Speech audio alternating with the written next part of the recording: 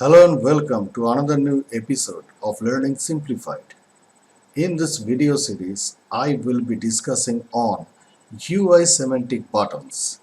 Now I have segregated this whole series into 2 or 3 videos, and in this first video, we will be knowing about how to create a normal button in UI semantic, how to make a button full width to the container, and how to insert a like button showing up the number of likes along with it. Now in the later videos I will be discussing on how to create a horizontally animated button in UI semantic, and the same we will be knowing about how to create a vertically animated button and how to create an animated fading button here, how to use an icon with a button, how to use a leveled icon in UI semantic button, and how to use an inverted button here. Now all these video tutorials are for later comings. Now in this particular segment, in this particular video, we will be sticking to how to create a normal button in UI semantic, how to make a button full width to the container, and how to insert a like button showing up the number of likes.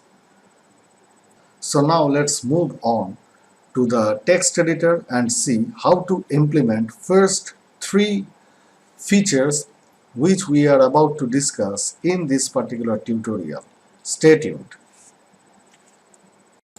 So let's head back to our text editor, and as usual, first of all, we will be creating a new container in order to discuss the button classes into our project. Within, we will be creating a new grid. Next comes the column element. So we are ready to go.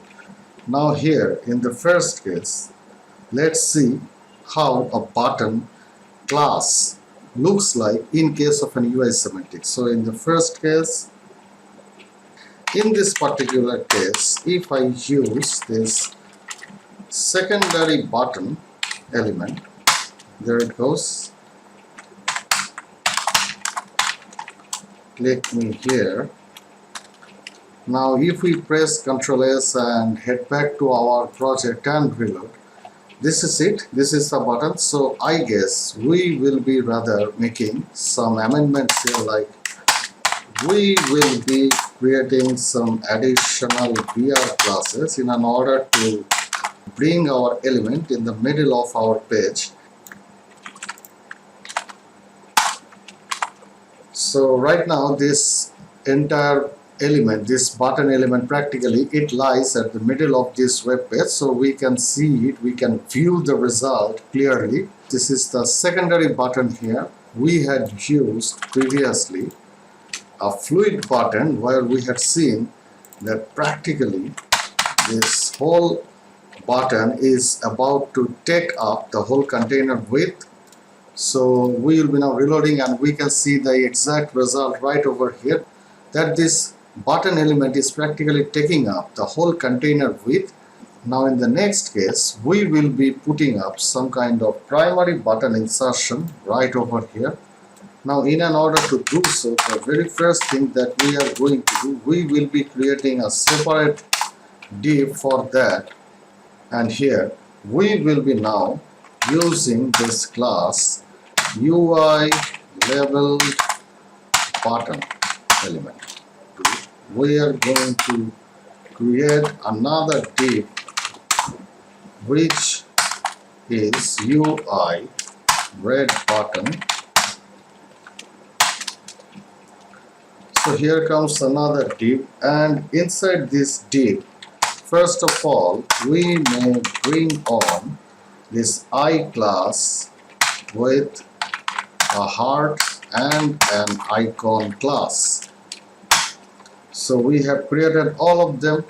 Next, we will be mentioning this text here, this like text.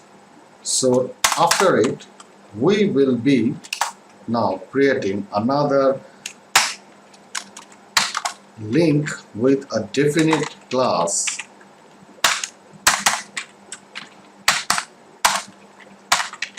So this is the basic red left pointing level. So we are practically doing each and everything right over here, and inside we will be mentioning for say 100 likes. First of all, we had created this div class with an leveled and a button class. Next, we had created this red button inside, and we have introduced a heart icon class right into this individual div element, and we had created this text element aside, and at the end we had created 100 text format here with a link of UI basic red left pointing level. So everything lies in a perfect order. Now press Ctrl S, head back to your project and reload. And you can see that this is going to be the result of this entire thing if we have a look into it. So if we now inspect, we can see that this is the UI red button, and it has a border top right radius or border bottom right radius. So each and every properties are being denoted right over here. And there goes the background color, from where you may remove this background color if you wish. There goes the color, there goes the text shadow, the background image is none.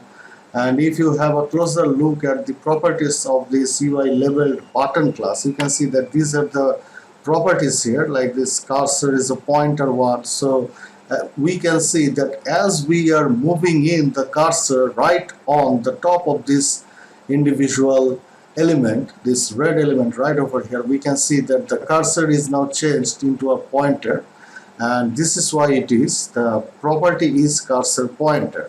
Now if we just discard it, and we can see that practically the pointer cursor property is now gone, as we can see right over here. So the min height is 1 em, outline, vertical alignment, font family, color, everything is been written right over here.